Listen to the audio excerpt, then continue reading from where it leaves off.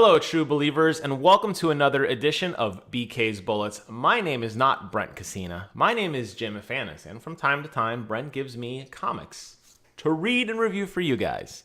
Today we're taking a look at Joker. This is by Brian Azarrello and Lee Bermejo. Up front, I'm going to tell you guys, this is a very dark and very gritty comic, which is why I loved it. If you guys know anything about my guest reviews on Brent's channel, you know that I love dark and gritty comics, and I love the realism that some people can inject into the Batman universe with these villains running around dressed like the Joker or Penguin or Riddler. You have a guy dressed like a bat. I mean, they're all somewhat crazy and disturbed, and this book really gets into some of that crazy psyche from the eyes of a person who becomes pivotal to Joker's release, basically, and his sort of rehabilitation, in a sense, back into society. Well, at least that's what it appears to be, but it's anything but. Before I get into the spoiler part of it, though, I'm going to tell you guys you really need to go pick this book up and read it, even if you're not a huge fan of comics. I love the writing. I love the art. It was not too heavy-handed in either respect. It was a very easy read. It was something that I got through pretty much in one sitting. I stopped a little bit at the beginning, and then I picked it up. But once I started and it really sunk its teeth into me, you could probably knock this out in about, 45 minutes or so. It's very easy to follow along with, too. And one of the things that I hated about some of these other books that I've read from Brent, and I've been very clear about which ones I did not like, was that a lot of the artists draw the characters very similarly, and me, as just a comic book layman, had a really hard time figuring out who was saying what. I mean, Joker is very clearly the Joker. The kind of main sidekick that follows along with him is this guy named Johnny Frost. They're very distinct from everybody else. So you're not going to have a hard time figuring out who or who's talking, or there's not an overarching amount of action scenes where it's kind of difficult to follow along. This probably could have lended itself very well to a book, actually, just because it gets really into the narrative and the psyche of what Johnny Frost is thinking about the Joker.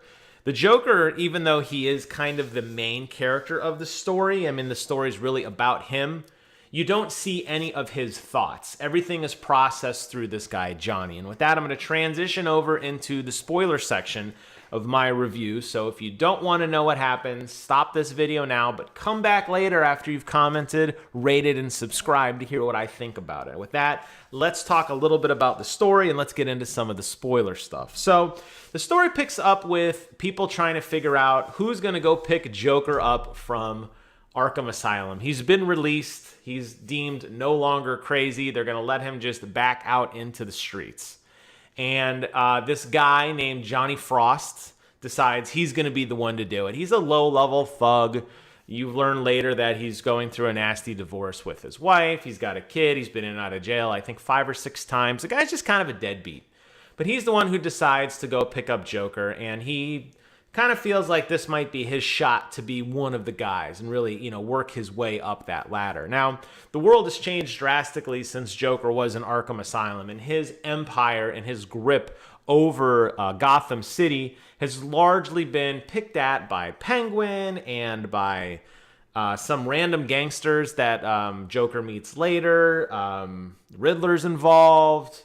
Two-Face is definitely one of the main players. So when Joker gets out, he's very much upset. He says there was no love for him in jail. No one was really taking care of him. When he gets out, he has nothing to his name. He pulls his pockets out and they're empty. And he's like, hey, we need to get money. I need to fight to take my city back. And in a weird way, you kind of almost feel bad for him. I mean, the guy's a scumbag, no doubt about it. But you almost kind of feel bad for him. And it's really kind of a really good glimpse into this dark underworld in which all these kingpins and criminals are fighting to kind of get their cut of the action, and Joker was left behind in jail. A show that I love, really truly love, The Sopranos, deals a lot with this element, and I think this book pulls it off just as good as that TV show did, where you have this weird moral code that kind of goes out the window, but it's funny because the second the Joker comes back, everybody's immediately stepping in line, they're nervous again. but Joker's not having it. And he very quickly goes to town and begins basically murdering and executing people at random to kind of like prove his point, like, hey, I am back.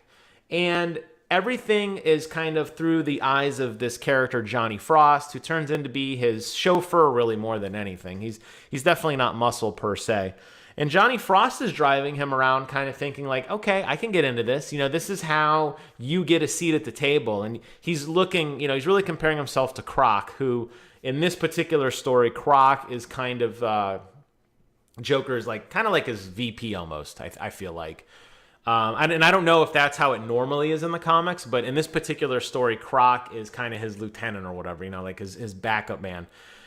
And it's interesting to see Johnny kind of comparing himself to Croc, like, well, I don't have the strength that Croc does or this violent tenacity, but, you know, I've got the brain power to kind of maneuver myself into these rooms. And they go into some of these big meeting rooms, and while Croc has to wait outside, Johnny Frost gets to walk inside, and he's, you know, hobnobbing it with everybody and going to the strip clubs and, you know, getting all the good drugs and doing all the good booze and all that sort of thing.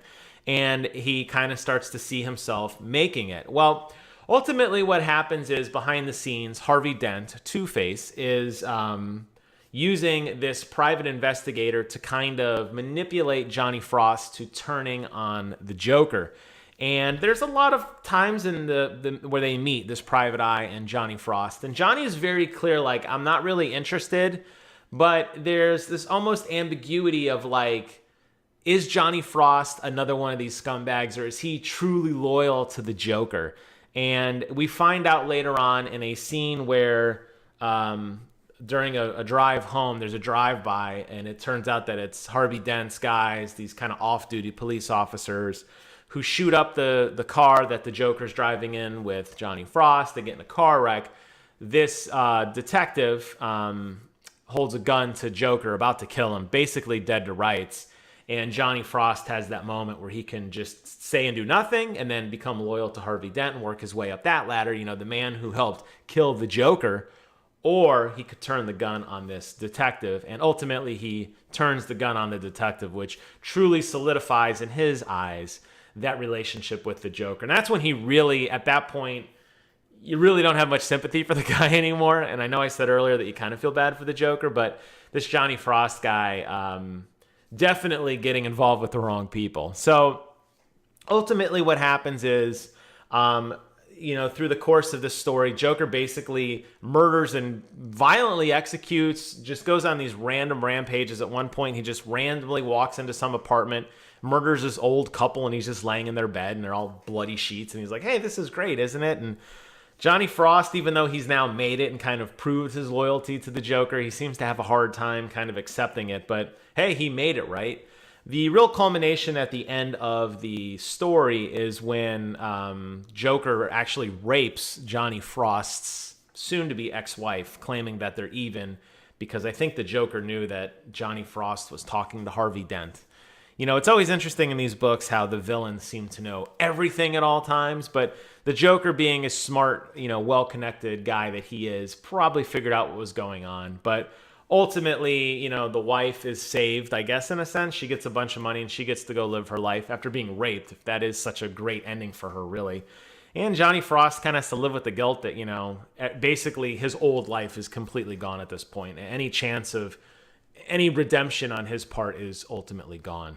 At the end, Batman intervenes thanks to Harvey Dent, who's realized he's lost this war with Joker and basically manipulates. He gets Batman to intervene. I loved how they put Batman in this comic. He's not really in there very much. He's just in there at the very end. He's got a couple very brooding scenes where he just stands there. I love the dark, evil, just glaring Batman. And he says this one line, which I think is just so cool. It comes at the culmination, the very, very end of the story. Joker's clearly lost. Batman's taken out the Croc and most of Joker's crew. Joker's on the run now with Johnny Frost. He's got Batman hot on his heels. And Joker says to Batman, he says, look at you, desperate to be feared. You want to be perceived as a monster draped in black. And yet you leave that little window, a glimpse at the perfection underneath. Obvious. The chiseled good looks. not the jaw, but the mouth of a monster. Why do you let it be seen? So he's talking about Batman's, he's got the cowl and all you can see is his mouth, right? And Batman replies, and Joker asks, why do you let it be seen? Please tell me. And Batman says, to mock you. And it's just such a, I'm getting goosebumps. What a great line. And then Batman proceeds to basically kick the absolute piss out of the Joker, which you don't really see a whole lot of. It's just kind of flashes of violence, and I love that about this. In the kind of scuffle, Joker shoots Johnny Ace, I feel like is a last-ditch attempt to get away. Really solidifying Johnny Ace was nothing to Joker, which we all really knew as kind of readers of this story. I'm sorry, Johnny Frost. He shoots Johnny Frost at the end, and he gives Johnny Frost that same Glasgow smile. Basically blows his jaw off, essentially. I'm surprised the guy didn't die, but he basically crawls off and dumps into a river. I don't know if he's seen again or not. It's not clear in this story if he has a later role in Batman lore or anything, but in this particular story, he's basically left for dead. And, as Johnny Frost is kind of falling in, he's like, there's no cure for the Joker. There's no cure at all. Just a Batman. So, in other words, nobody can save the Joker. Not even Johnny Frost, who's going to befriend him, who drives him around, who sees this inhumanity. There's nothing left for the Joker but a guy named Batman to be there as the weight counterweight. And what a great ending. Phenomenal. It's ambiguous. We assume that Batman continues to absolutely rough up the Joker and locks him back up in jail. Johnny Frost tumbles into the water. What happens to him? I'm sure something else happens, but in this story, it's a great ending. He clearly falls back into nothing. He started with nothing. He really ends with nothing other than this hideous scar. I mean, basically his jaw's gone at this point, right? And just, memories of his time with the Joker, I guess. I love this story. I thought it was very good. It was very dark. It was very gritty.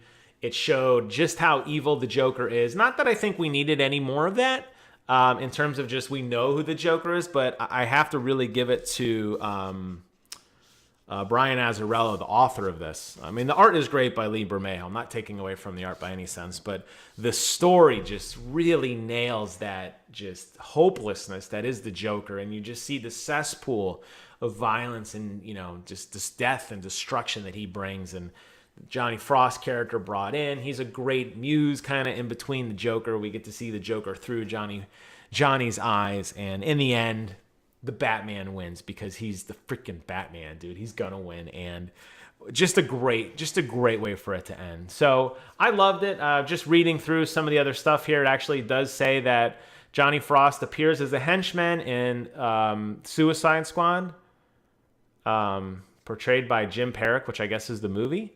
And the Joker's appearance in the 2013 Batman game is very similar to this look. So if Johnny Frost goes on to do other greater things, it's not readily apparent to me.